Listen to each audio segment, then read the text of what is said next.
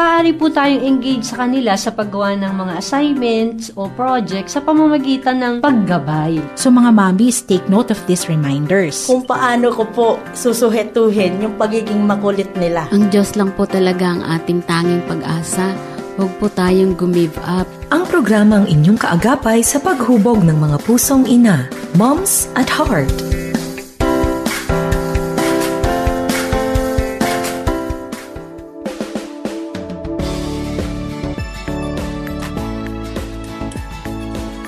Merry Christmas po sa inyong lahat. Ang bati ng inyong Mommy Bessie Rios dito sa ating programang Moms at Heart. Kumusta po kayong lahat? Parang ilang tulog na lamang, it's Christmas Day. At napakabilis po ng ating oras, panahon at araw. Welcome po kayong lahat sa ating programang humuhubog sa ating pong mga pusong ina, aired over 702 DZAS FEBC Radio. O di kaya naman po, kayo ay nakikinig lamang sa ating 702 DZAS AM band.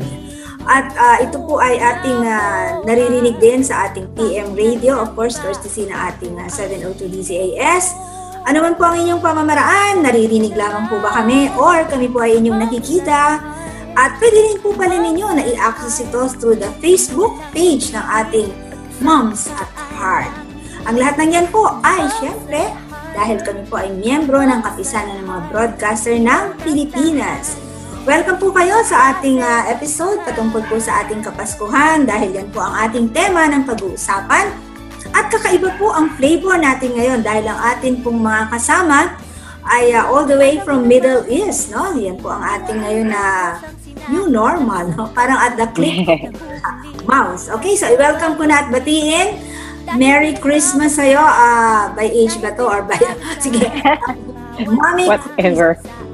All the way UAE. Assalamualaikum.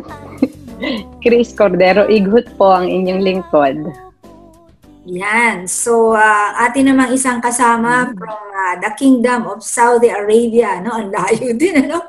Si Mami Elaine Mariano. Merry Christmas. Magandang hapon sa'yo, Mami Elaine. Gandang hapon din po. Greetings from Saudi Arabia.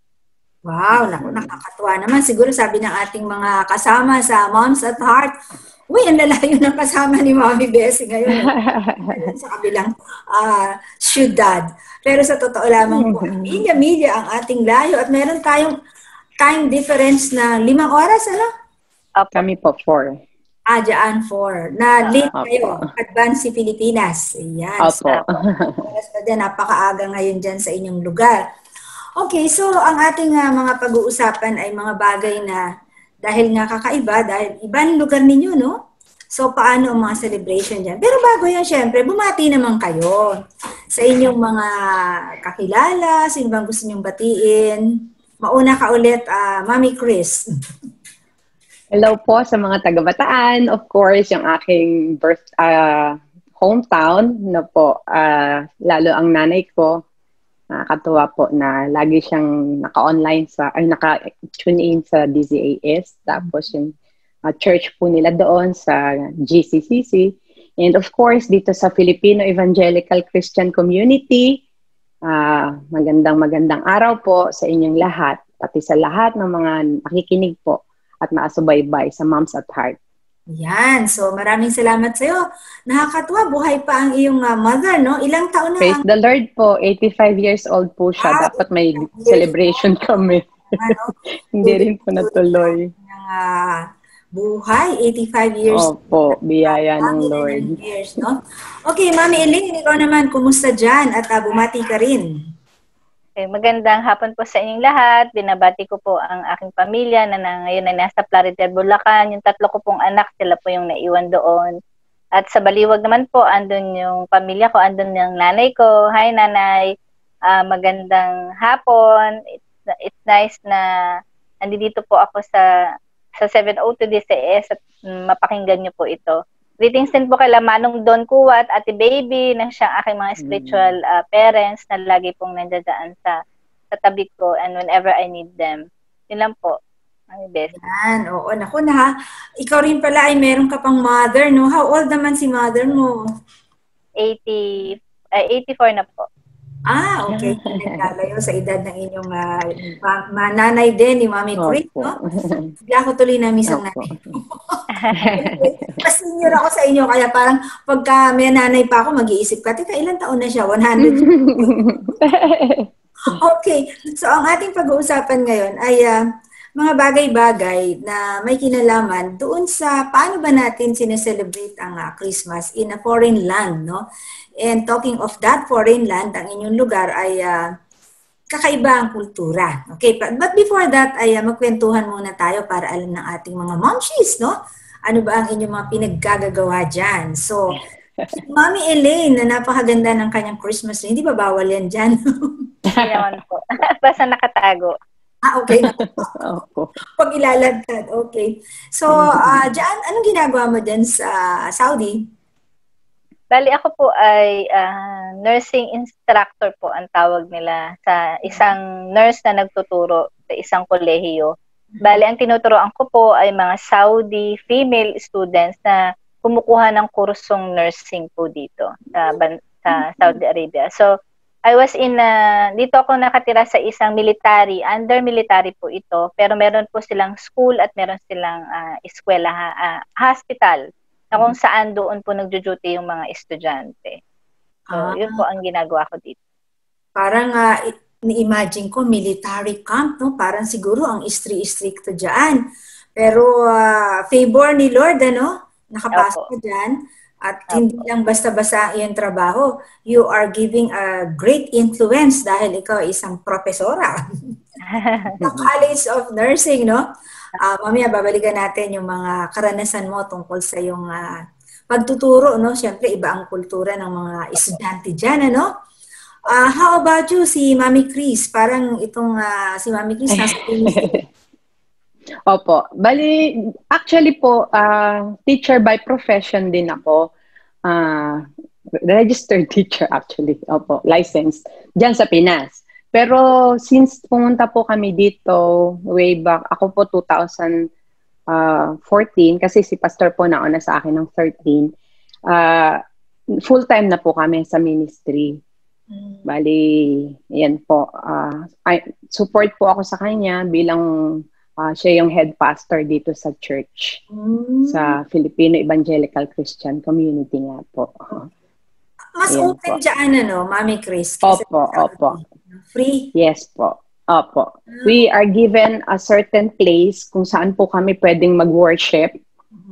Yun lang po. Pero we cannot evangelize in public. Bawal po yun.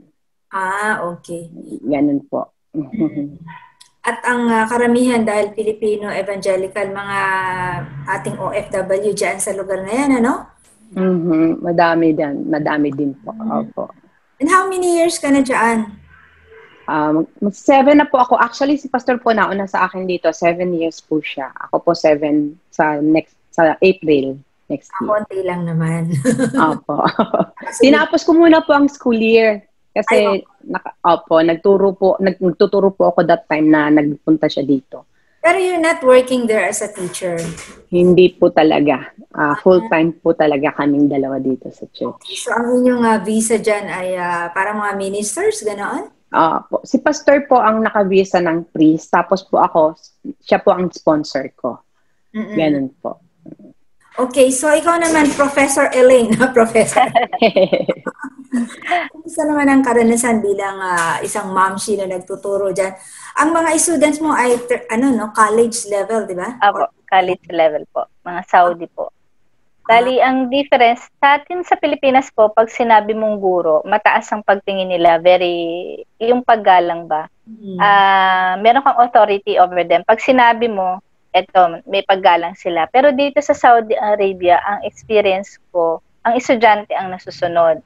Parang minsan mayroon pa ako experience na iti-threaten ka nila. Sige, pag hindi mo ako pinasa, isusumbong kita sa director. Okay, sabi ko naman, if you go to the director, I will go with you and I will bring all the documents to justify that you only get this grade. Yung mga ganung level ba? So, dapat medyo strong personality mo. Otherwise, they will eat you. Kasi nga, iba ang tingin po kasi nila sa Pilipino. Kasi yung iba sa kanilang mayayaman, ang tingin nila sa atin lahat ay DH.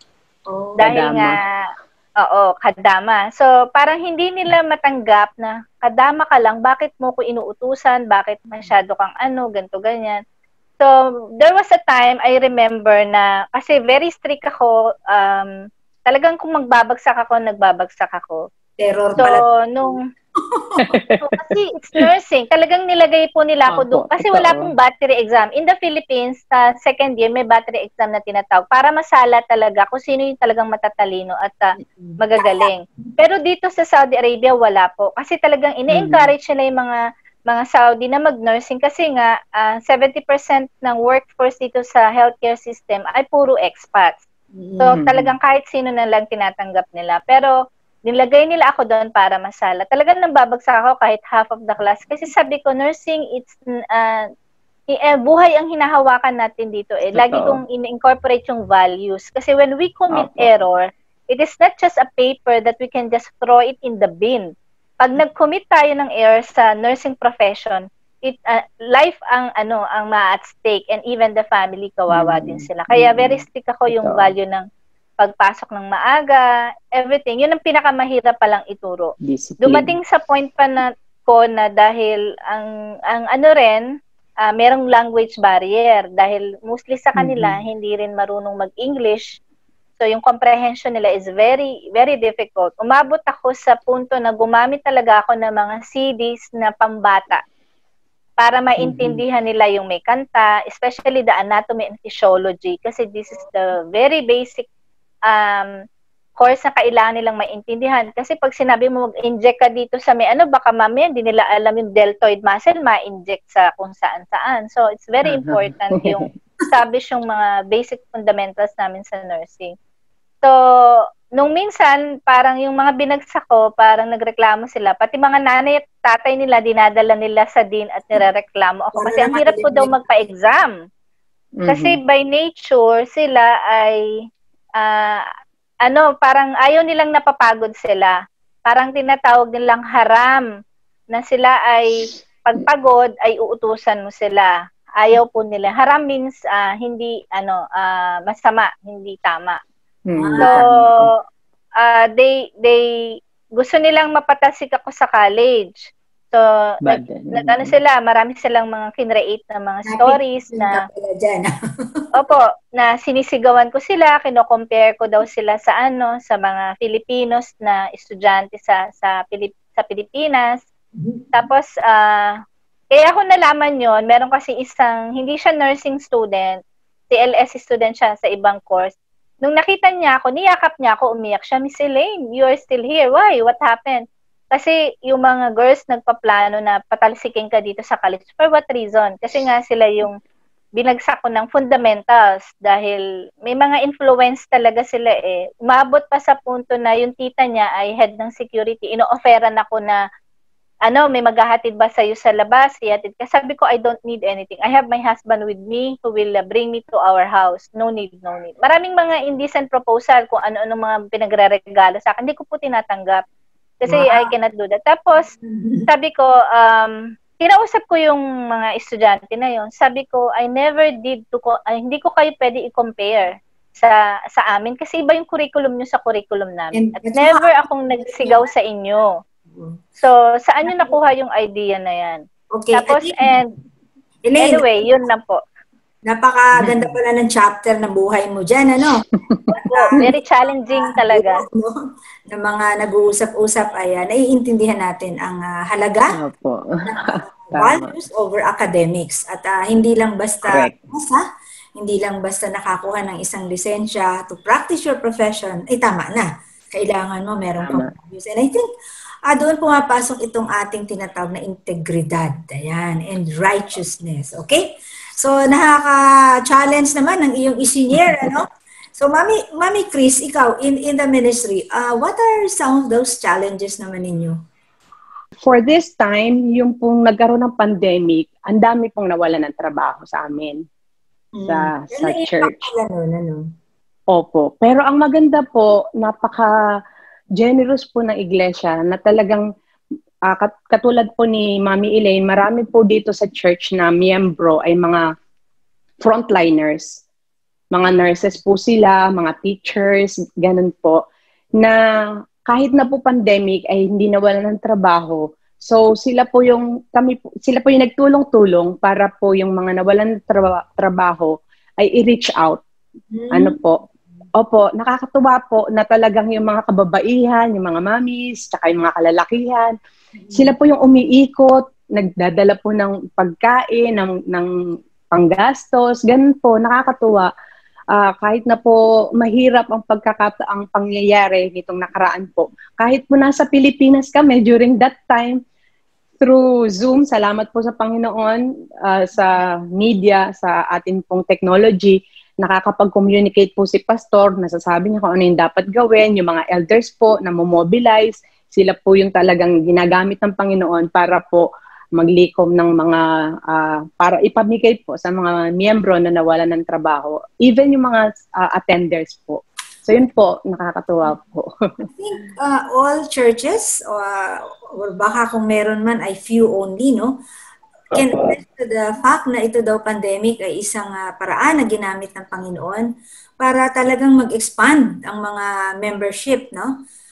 Yung ibang churches, naririnig ko, parang isang online services nila, parang hundreds, no, ang pumapasok na mga bago. Opo. Kaya, actually kami po, sorry po, Mami. yes, sige. Sa ngayon po, naka-restored na po yung aming worship service. Pero aside from, kasi limited pa rin po, 65 na tao lang ang pwedeng pumasok sa worship hall. Kasama na po lahat ng mga workers doon.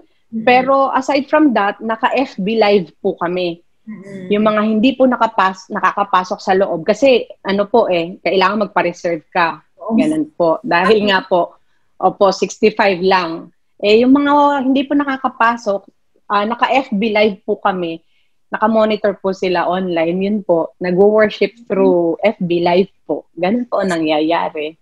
Diyan, Mami Elaine, wala diyang ganyan di ba? Kasi bawal. Bali dito po ang nangyayari, mga BS group lang po. Tapos, katulad kay Mami Chris, hati lang din. Kalahati pwedeng umattend, let's say mga 20 lang. Tapos yung the rest ay pwedeng sa FB na lang po makikinig. Kahit po yung mga, ngayon nagsimula na yung mga party namin, pagka yung kalahati virtual, yung kalahati pwede lang din pumunta sa church. Okay. Pero hindi ba bawal lang dyan, no? Kaya patago din, Tago po lahat. Dapat hindi. Kaya po may mga soundproof po yung yung bahay na pinagdadausan namin ng gawain. Hindi nila kailangan marinig yung mga drums or mga pag-aawitan. Soundproof po lagi dapat. Yeah. Para hindi nila marinig. Otherwise, pwede kaming isumbong at pwedeng mapuntahan ng pulis. Ay, okay, oo. So, sige, no? Pupunta tayo ngayon dun kasi nakaka-challenge, no, sa atin dito sa Pilipinas, yung mga naririnig natin, sa kabila ng marami diyang mga barriers, no, mga hadlang, walang masyadong, hindi talagang, walang laya, no, lalo sa Saudi, ay ginagawaan nyo ng paraan upang maipagpatuloy ang mga gawain natin para sa Panginoon. Pero meron pa akong gustong tanungin, at ito yung ating may kinalaman sa celebration natin ngayon dito ng Kapaskuhan. Pero bago yan, no, dahil ang Pasko ay para sa ating mga bata, ay pakinggan muna natin ang ating isang feature, no, mula sa isang bata para sa kanyang liham kay Inay.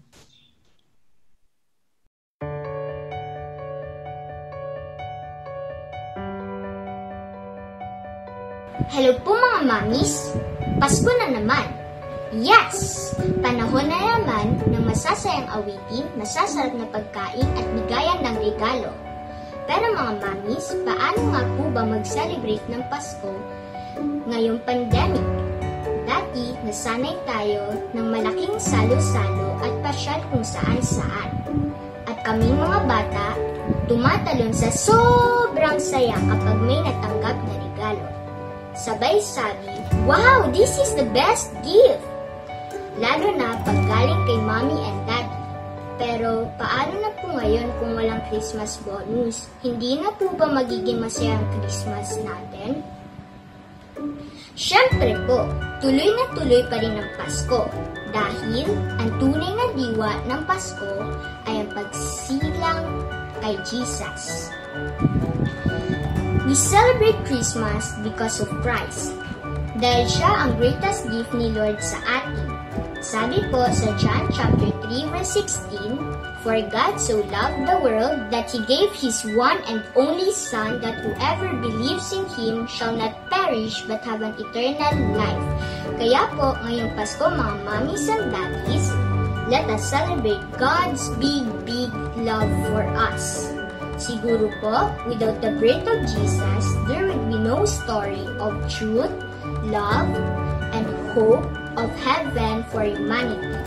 Ako po si Nico Vian B. Anuelo, kasama ang mga kapwa ko bata na bumabati sa lahat ng mga mommies ng isang maligayang Pasko. Virtual hugs po sa lahat ng moms at heart. We love you po! Yan, ako, si Nico talaga ay gumagaling at gumagaling sa kanyang mga pananalita. Nakakatuwa ang kanyang mga sinasabi na encouragement sa atin pong mga momshies. Ito pa rin po ang inyong programang Moms at Heart at kasama ang inyong Mami Bessie Rios. At kakaiba po, no? All the way from the Middle East ay meron po akong dalawang kasamang momshies, si Mami Chris from UAE at si Mami Elaine from the Kingdom of Saudi Arabia. Oh, tingnan nyo na talaga ang ating technology, no? Ginagamit ng Panginoon para ihatid ang mga iba't ibang bagay to encourage us. So, kanina po ay napagkwentuhan ang mga buhay-buhay ng dalawang momshies na ito na tulay namang very challenging, lalo na ang ating profesora na ang kanyang mga estudyante ay pinipetition siya para matanggal sa kanyang trabaho. But the Lord has His purpose, kaya si Lord ang kanyang backer. Okay? Ngayon naman po ay ating pag-uusapan sa ating second part ay ang paano ba ang celebration ng Christmas dyan? Kasi 7 years ka na dyan, Mami Chris. Ikaw, Mami Elaine, ilang taon ka na dyan? 13 years na po. 13. Na pala, no? At saka dyan, mas mahigpit, ano? Opo. So, sige, Mami Elaine, paano ba kayo nag-gather for Christmas? Sabi mo, may mga parties. Meron din po. Pero ano lang, like for example sa church, sa bahay lang din po, sa panambahan din. Sabi ko nga sa inyo, soundproof, bawal pong marinig. Doon lang din kami, may mga games, may mga gift giving din doon. Oh. Tapos we have also mga families dito. We have a very strong Filipino community po dito. Yung mga parents po ng Philippine School, yung IPSA. Meron kaming may sports fest kami. Tapos may per group po yun. Tapos nade-develop yung aming friendship as a family. Tapos mag-i-invite po sila sa bahay-bahay lang din nila. May gift giving na tinatawag. May mga games din po. So, sa bahay lang po lahat yun. Kasi hindi po kami pwede sa labas. There was a time na lumabas kami sa parking. Meron kasi, marami po mga parks dito. Ang mga Saudi families, may Corniche, tapos may mga, may mga gathering din sila. Ayan, doon lang sila sa may Corniche, naglalaro-laro yung mga bata. Pero nung nag-celebrate kami doon sa park, bawal kaming yung mga aming gift items, iniwan lang namin doon sa isang bahay kasi bawal mag-exchange gift. Doon kami nag-exchange gift sa bahay. Sa park na kami nag-games lang din, may mga games din po kami. So, hindi rin nila dapat marinig yung Merry Christmas or usually tinatagalog po, maligayang Pasko. Kasi pag alam nila yung word ng Christmas, alam nila yun na we are saying a different thing. So, tinatagalog po namin yung maligayang Pasko. Okay. Hindi na nila alam yan. Curious lang ako, bakit ano yung nasa regalo? Para pag nakita nila yung regalo, alam na agad nila na there's something different? Yung pangbalot, Mami Bessie. Pag ano yun, ibig sabihin, you are celebrating Christmas, which is hindi dapat kayo nag-celebrate kasi you are in a Muslim country. Okay, so may pambalot ng Pamasko dyan? Meron po, nagdadala ako. Akala ko merong mga tinitinda dyan ng mga pambalot. Meron din isang rito. Meron sila nagbebenta. Alam din nila. Kasi not only Filipinos are celebrating, other nationalities like Indians, na mga Christian, nagse-celebrate din po sila. So, meron isang bookstore dito na pabulong lang din. May Christmas tree silang tinitinda at meron ding mga pambalot. Opo. Ayun. Alam din ng mga Pilipino yung kung kanino pupunta. Of course, ang mga Pinoy talagang very resourceful. Very resourceful, correct. Para mga napakahigpit, ano? Pero sa UAE, hindi ganyan, Mami Chris, no? Opo. Mas open po dito. Although Christmas is not a public holiday dito po. Dahil nga Islam yung official religion dito. Pero yung mga festivals at saka yung other holidays, natotolerate naman po. Yung mga shopping malls at saka yung mga hotels, naka-decorate din po ng Christmas. Ganun po, para sa season. Pero maganda, luckily, yung UAE Day po, December, yung first week ng December. So yung mga streets po, lighted talaga. Sabi nga ng anak ko nung bagong dating dito, buti na lang, UAE Day, December. Parang masaya pa rin, yung festive mood pa rin ang dating. Tapos, pero nung bago-bago po kami dito, buong December, nakailaw po ang streets. Pero parang lately, hindi na po mga nakaraang taon, tsaka ng isang iba pa. Opo, tipid-tipid din pag may opportunity, gano'n. So, yun po. Pero, nakakapag-celebrate kami ng Christmas. Doon din sa area na binigay sa amin. May times pa po ng mga early years namin dito, kahit po sa mga hotels, pwede kami, ganun po. Okay. Nakakapag-exchange gift kami. Minention mo yung merong area na binigay sa inyo. Yung area na yun is a multipurpose center na iba't iba ang Opo. Actually, yung dito po sa Al-Ain, isang, po siya, na naka-incorporate sa isang hospital. Na ang pinaka-founder ay missionaries, American missionaries. So, in gratitude of that, nung mga check, binigyan po ng isang area yung church building. Parang ganun po ang nangyari. Pero kahit po sa Dubai or sa Abu Dhabi mismo, meron din pong area kung saan nakakapag-worship. Ganun po ang sitwasyon namin dito. May building po talaga. And when you say nakakapag-worship, like yung church nyo can worship there. Kung may another church, can also worship there. Opo, actually nakaschedule po kami. Okay. Opo, yung worship service. Tapos, along with the area po sa building, may mga small areas na mga majlis na tinatawag po, na kung saan yung mga small congregation can worship there. Minsan po, iba-iba talagang nationalities makakasalubong mo dun sa compound. Kasi nga po, sabay-sabay ang worship service. Nakakatuwa, Tapos, pag nakakatuwa, pag Easter po, we gather together as one church.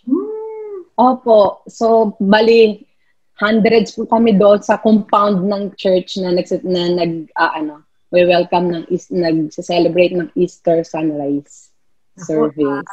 Nakakatuwa naman, kasi Opo. very free ang dyan. At saka ang isa pa na sinabi mo, naka-schedule, So, dagdag challenge yun. Like, paano yung mga instruments mo, di ba? So, correct.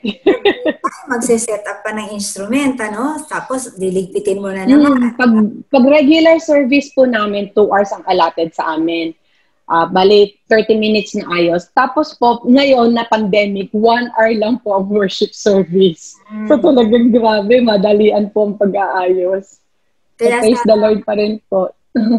Naisip ko lang dito sa Philippines, may mga churches na hanggang ngayon hindi pa rin nag-face-to-face. Parang naging napakaganda nung packaging ng online na ginagawa. Kaya talagang, although syempre, for me, ewan ko sa iba, very convenient yung online. Pero maganda pa rin face-to-face, Kahit beso, at handshake, di ba? At nakapagod ka. Ganyan lang. Talagang kakaiba pa rin, Opo. So, dito sa mga challenges na inyong kinakaharap na ito ay, of course, ano ang naging impact nito sa inyong buhay-buhay bilang mananampalataya at kayo na mga momshies, Si Mami Chris ay isa yung anak niya, Si Mami Elaine naman, yung mga anak niya. Parang nandito sa Philippines, minsan nandyan, Opo. Papunta po yung dalawa dito tomorrow. Okay. Mga babae. Pero taga-rin na sila o babalik na naman dito? They are may dependents na under me. So, praise God nga po Talagang napakabuti ng Panginoon na actually hindi po allowed talaga ang babae na mag-dependent. It should be it should be male. Kaya lang, sabi ko dun sa general namin, just give me necessary papers and I will be the one to process it with God's help. He will help me na makuha ko uli ang mga anak ko. So, by God's grace po ay naging dependent naman sila ngayon. Lalo yung iyong college graduate ng SPED. Baka mamaya po pwede na rin diyang magtatrabaho, di ba? Okay, nabanggit mo, sinabi mo kay General na by God, hindi ba bawal yung mga ganong salita na God? Pag God po, okay lang po. Kasi ang iniisip nila yung God is Allah. They're Allah. You can greet them, God bless you. You can tell them, God bless you. But never mention the word Jesus Christ, yung name ni Jesus Christ. Only God can be. Kasi pag sinabi pong God, ang ibig sabihin, ang iniisip po nila Allah. Hindi po, but pag Jesus Christ, hindi po dapat binabanggit yun. Kasi pwede ka nilang isumbong sa religious affairs at pwede mong ikatanggal ng trabaho. Kasi ibig sabihin nun, ine-entice mo sila doon sa religion mo, bawal yon. You are in a military premise, dapat sumunod ka accordingly doon sa policies and procedure na as bilang empleyado nila. Yan, sige. Sa pagbabalik ng ating part, okay lang po sa kanila yon. Pag-uusapan naman natin yung inyong adjustment in terms of the culture. But I'm happy dun sa inyong mga senior tungkol sa celebration ng Christmas. But Christmas is just one event, no? Although sa ating Pinoy, ito yung very significant at lalo nga pagtatapos pa ng taon. Pero ang susunod natin na pag-uusapan sa ating part 3 ay patungkol naman dun sa as mothers, no? Mga momshies at may mga anak kayo. Paano ninyo is-shape or na-shape ba ang kanilang mga cultural adjustment dyan? How did you do it? Diyan ay sa pagbabalik matapos sa pakikinggan natin ang ating nagpapatibok ng pusong ina, si Mami Weng Del Rosario sa kanyang Heartbeat portion. Heartbeats. A heart that believes in the Spirit. Magandang hapon po muli mga momshies. Kung tayo ang role model ng ating mga anak, ay sino naman kaya ang role model nating mga kananayan? Siya po ang binabanggit sa Lucas chapter 1 verse 42, napuspos ng banal na espiritu si Elizabeth at malakas niyang nasabi, higit kang pinagpala ng Diyos sa lahat ng mga babae at pinagpala rin ang dinadala mo sa iyong sinapupunan. Sino siya? Siya po si Maria. Ano nga ba ang mga katangian ni Maria na maaari nating tularan? Una na dyan, ang pagiging masunurin o obedience niya nang siya ay tawagin ng Diyos sa pamamagitan ng anghel na si Gabriel upang maging kasangkapan sa pagsilang ng ating Mesiyas. Bagamat siya ay teenager pa noon at maaaring hindi niya lubos maunawaan ang lahat ng ipapagawa sa kanya, gayunpaman ay pinili pa rin niya na sumunod ng may pananampalataya. At ito ang kanyang tugon ayon sa Lucas chapter 1 verse 38. Ako'y alipin ng Panginoon, mangyari nawa sa akin ang iyong sinabi. Maliban sa pagiging masunurin, si Maria ay willing tumugon sa imbitasyon ng Diyos upang gampanan ang isang banal at mahalagang tungkulin sa pagtupad ng Diyos sa kanyang layunin para sa sangkatauhan. Hindi po sinusukat ng Diyos kung anuman ang narating natin sa buhay. Hindi niya kailangan ang ating talino, kundi ang kailangan po niya ay ang ating willingness na sumunod sa pagtawag sa atin, nagampanan ang purpose ng pagkakalikha sa atin. Kung mapapansin po natin, mga ordinaryong tao ang ginamit ng Diyos sa pagtupad ng kanyang layunin, kagaya po ni Maria. Naway maging handa tayo sa pagtugon sa pagtawag sa atin ng Diyos at mamuhay tayo bilang kanyang lingkod na may kapakumbabaan, inaasahan ng Diyos na tayo manindigan sa kanyang paanyaya sa pagtupad ng banal na gawain. Naway patuloy na magkaroon ng maayos na tibok ang pusong ina para sa ating Panginoon. Mami Weng po para sa Heartbeats. Maraming salamat sa iyo, Mami Weng, at tunay naman na tayo ay merong kasiglahan na tumitibok ang ating puso dahil hindi lamang yung Pasko, but all throughout our life dahil tayo ay merong Jesus, no? Especially during this Christmas season kung saan natin inaalala. Ito na naman po ang pagpapatuloy na ating programang Moms at Heart. Kasama ko pa rin po ang inyong Mami Bessie Rios po ito. Si Mami Chris all the way from UAE at si Mami Elaine all the way naman from Saudi Arabia. Nako, kalalayo ng kanila pong mga lugar. But this is a very special broadcast na sana po ay ating ma-appreciate ang ginagawa ng Panginoong paggamit dito sa ating technology. So napag-usapan na po namin ang mga patungkol sa adjustment about their present yung kanina, kumusta yung buhay-buhay nila, mga challenges, Si Mami Chris po, for those of you who tuned in late, ay nasa ministry. At si Mami Elaine naman ay isang professor sa, take note, military. Hospital with a college. Ayan, so military, talaga stricto. And nag-share na po sila about Christmas na mga nangyayari po doon sa lugar na yon. And now, ang atin naman po last portion na gusto itanong sa kanila, of course, you live day to day. Ang mga daily activities at ibang-iba yung kultura, like si Mami Elaine kanina, ay na-share na, dapat consciously huwag ka magbabanggit ng Jesus Christ, kung sa atin parang, ay, thank you Lord kay Jesus. So parang, so napaka-daming adjustment. So Mami Chris, paano ba to? Ay, ganun din po dito. Hindi ka pwedeng mag-share, katulad po ng nabanggit ko kanina, hindi ka po pwedeng mag-share ng gospel in public. Otherwise, or even magbigay lang po ng tracts, bawal po talaga. Otherwise, you will be deported po talaga. So, ang paraan po ng pag-share namin dito is talagang friendship evangelism.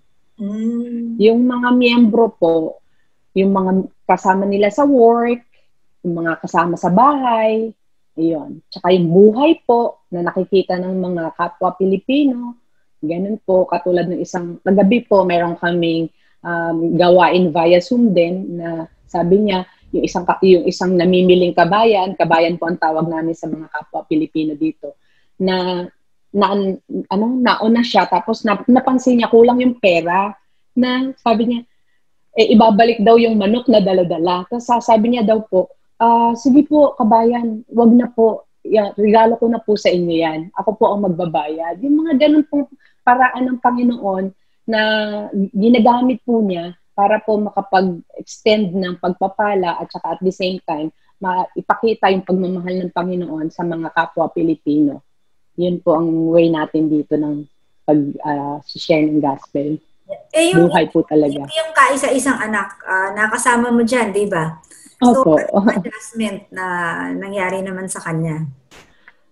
Actually po, sanay naman siya dahil po nasa ministry kami, kahit po dyan sa Pilipinas, pastor po si Pastor ever since na mag-asawa po kami. So, ang gawain po namin kapag Pasko, either nandun kami sa family ni Pastor o di kaya sa family po namin. Ganun po.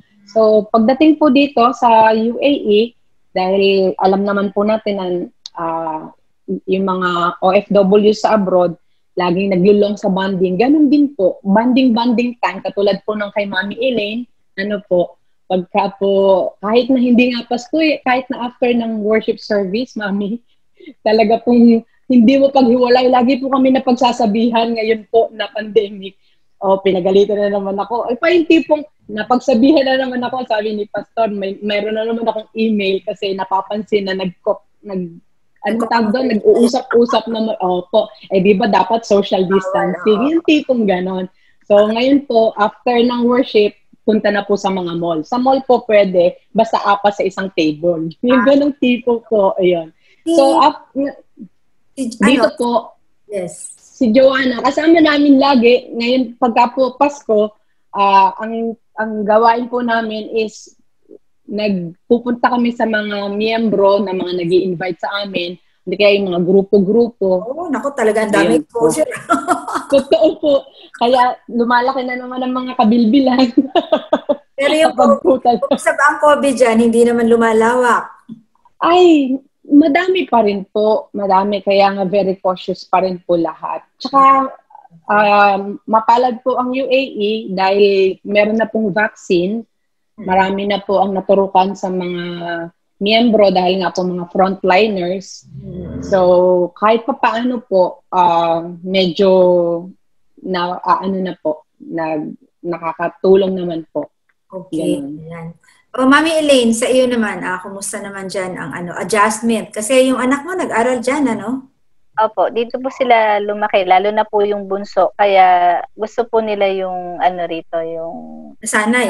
environment po. Oo, kasi tahimik. Tapos yung family ties po, very close po kasi ang family. Ang nakakatawa po dito, tama yung sabi ni Mami Christy na kahit hindi Pasko, pag po nag-gather ang mga Pilipino rito, in-invite for a birthday party or sa mga gawain, overflowing po ang pagkain. Kasi dito uso po ang tinatawag na magsha-Sharon ka ba? Anong Sharon? Di ba yung kanta ni Sharon Cuneta na balutin? Balutin. Lagi pong nagbalot ang mga rito, ang bawat, para pagkatapos ng survey ay ng kainan, expected po yun. Kailangan po lahat kayo laging may Sharon. Ibig sabihin, balutin mo. Puro po kami may balot. So, okay na po yung almusal namin at minsan pangtanghalian. Kaya, kasi wala po ditong mga, di katulad sa Pilipinas, may aso, may pusa na pagka yung leftover bed mo ipakain. Dito po wala pong ganun kasi bawal dito ang mag-alaga ng ng aso or pusa.